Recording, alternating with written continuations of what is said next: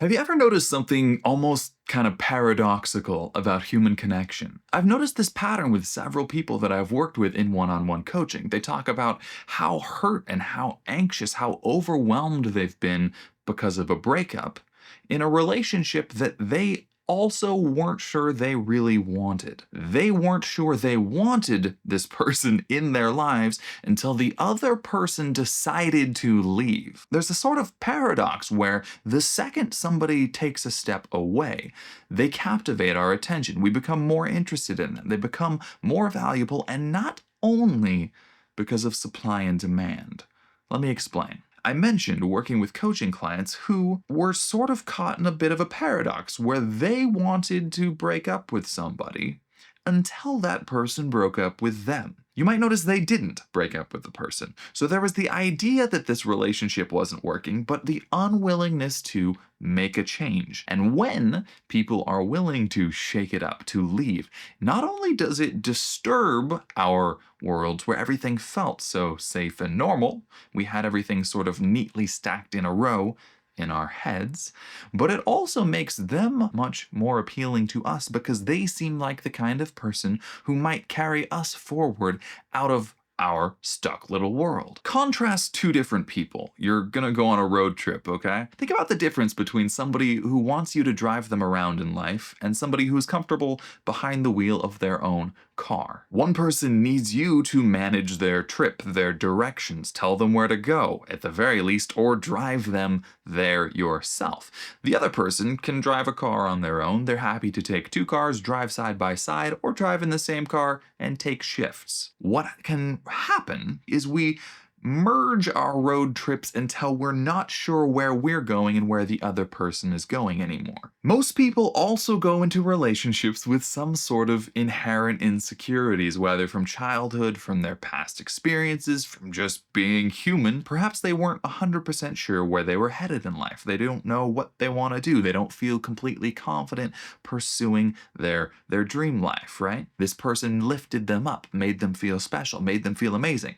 That's great. Relationships should do that. Changing the relationship can become quite threatening because it feels like an existential threat to us, our journey through life, who we are. If we have derived our identity, our sense of purpose and well-being from our connection with another person, then all of a sudden, I'm not completely me anymore. In my head, I am me and you are you and me. I need you to drive my car. I don't know where I'm going. I don't know what I want in life. If you were just to stop driving, I would feel like I was left on the side of the road and abandoned, which is exactly how people tend to feel in a breakup, especially if there's been some psychological entanglement going on. If you're drowning in the ocean, struggling for breath, trying to keep your head above the water, somebody throws you a life preserver. You pull the life preserver down into the water to try to hold yourself up. Somebody takes your life preserver away and you go, oh my gosh, I need that back. I want it. No, no, no. You might say, oh my gosh, I love this life preserver. It's the best thing ever. It's the best thing in my life. It certainly is, if you feel like you're drowning without it. And that's what we end up with in relationships. We end up with deep, deep attachments. If when somebody leaves, you suddenly find them interesting, you suddenly find them more attractive, there is a small supply-demand aspect to that, but often it's somebody took my life preserver and I feel like I'm drowning again. I needed that to feel okay, and now that it's gone, I'm realizing that I didn't feel okay in the first place. And really, it had almost nothing to do with them because it's a war that's going on inside of me. As opposed to the life preserver analogy, perhaps a healthy relationship would be like two swimmers. They are able to help each other out when one of them's having a hard time, but they both know it's not one of their job to just drag the other one through the water. Many relationships can be like the two swimmers who are side by side. If one of them has a cramp or something, like gets attacked by a shark, okay, that other swimmer is capable of supporting that person, helping them, but they're not a life preserver who's keeping them afloat. They are perhaps challenging, even inspiring each other along their journey together. And so I propose the reason that people become significantly more attractive when they leave is for two reasons. Firstly, it could trigger the feeling that somebody's taking your life preserver away.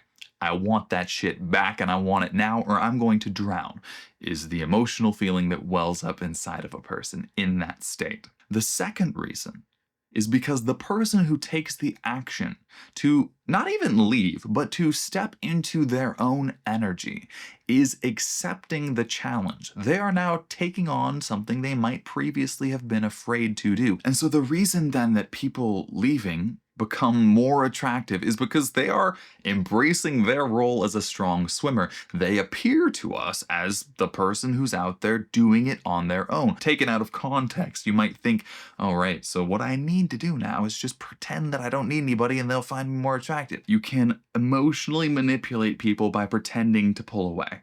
I don't suggest you do that. What if they were to leave? I need to control them so I'm okay. It's not a great place to be. That's not really in the life energy side of things.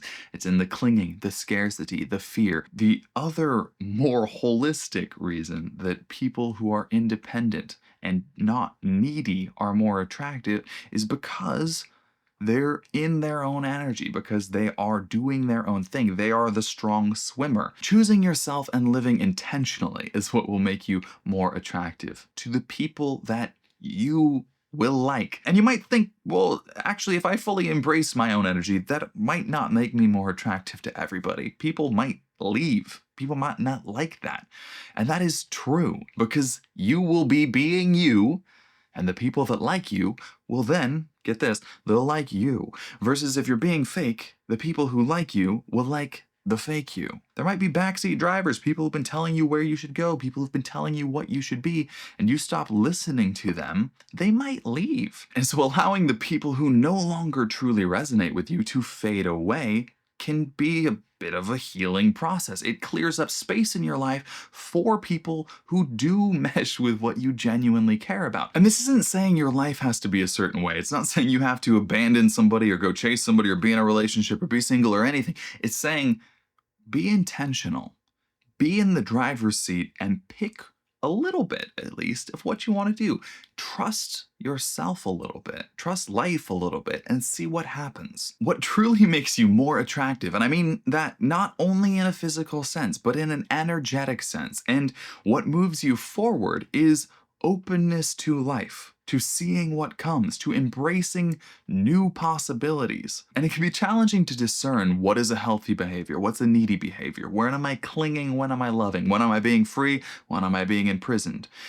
And I would say generally, if it's a little bit challenging and it feels like it pushes you into your discomfort zone just a little bit, when you feel that intuitional good feeling that this is the right move, learn to trust yourself a little bit. The opportunity of being human, in my opinion, is to learn to embrace the ride, to not judge ourselves so harshly, to not get so stuck in our ideas that we forget to live. There's a different kind of relationship that can be forged there, where we are no longer clinging to each other only because we would fall apart without each other, but because we are two strong, whole people who deeply care about each other and want to build something better and stronger, but also we're strong swimmers in our own right. I don't need you as a life preserver. And so ultimately, that is the root of this attraction paradox, this desire, attention paradox, where the more you want somebody, the less they want you.